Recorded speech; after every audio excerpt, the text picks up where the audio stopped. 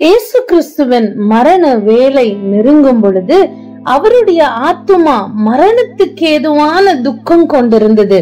அந்த சூழ்நிலையிலும் கூட இயேசு தன்னுடைய பொறுமையை இழக்கவில்லை. அவர் பொறுமையின் மறு உருவமாய் இருந்தார். மத்தேயு சுவிசேஷ புத்தகம் 26வது அதிகாரம் 39வது வசனத்திலே நாம் பார்க்கும் பொழுது இயேசு கிறிஸ்து அந்த மரணத்துக்கு ஏதுவான துக்கம் கொண்டு கொஞ்சம் தன்னுடைய சீஷர்களை விட்டு அப்புற போய் அவர் எப்படியாய் பிதாவினிடத்தில் ஜெபிக்கிறார் என்று பார்ப்போம் என்றால், சற்று அப்புறம் போய் முகங்குப்புற விழுந்து, என் பிதாவே, இந்த பாத்திரம் என்னை விட்டு நீங்க கூடுமானால் நீங்கும்படி செய்யும், ஆகிலும் என் சித்தத்தின்படி அல்ல உம்முடைய சித்தத்தின்படியே ஆக கடவது என்று ஜெபம் பண்ணினார் என்று வேதம் குறிப்பிடுகிறது.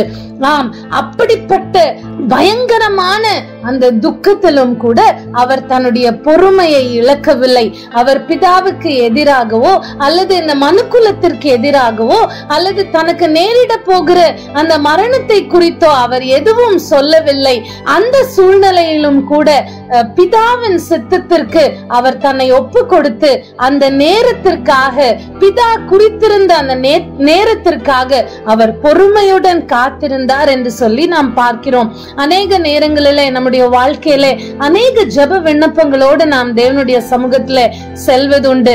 ஆனால் அந்த விண்ணப்பங்கள் உடனடியாக கேட்கப்படவில்லை என்றால், நம்முடைய ஜெபங்களுக்கு பதில் வரவில்லை என்றால் நாம் நம்முடைய பொறுமையை இழந்து போகிறோம்.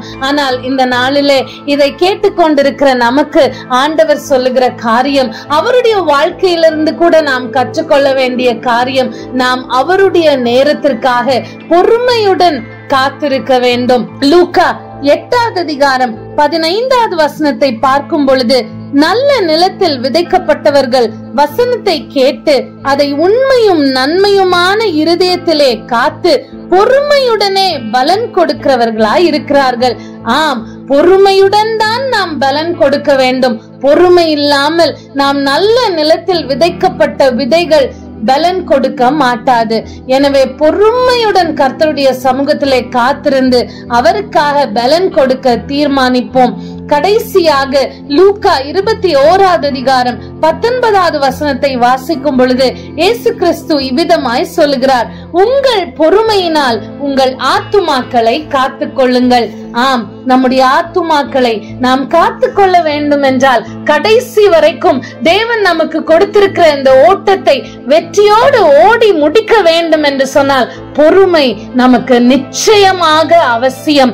இந்த வாழ்க்கையில எந்த கஷ்டங்கள், எந்த துக்கங்கள், இல்ல எந்த அவமானங்கள், இல்ல நம்முடைய எதிர்பார்ப்புகள் நடக்காத காரியங்கள், இப்படிப்பட்ட சூழ்நிலைகள் எல்லாம் வந்தாலும் கூட இயேசு கிறிஸ்துவை விடாதபடிக்கு அவரை உறுதியாய் பற்றி கொண்டு பொறுமையின் மாதிரியாகிய அவரை நாமும் பொறுமையோடு பற்றி கொண்டு, நிச்சயம் என் தேவன் என்னை ஜெயம் கொள்ள செய்வார் என்ற உறுதியோடு இருப்போம் என்று சொன்னால் நம்மையும் கூட அவர் ஜெயம் கொள்ளுகிறவர்களாய் மாற்றுவார்.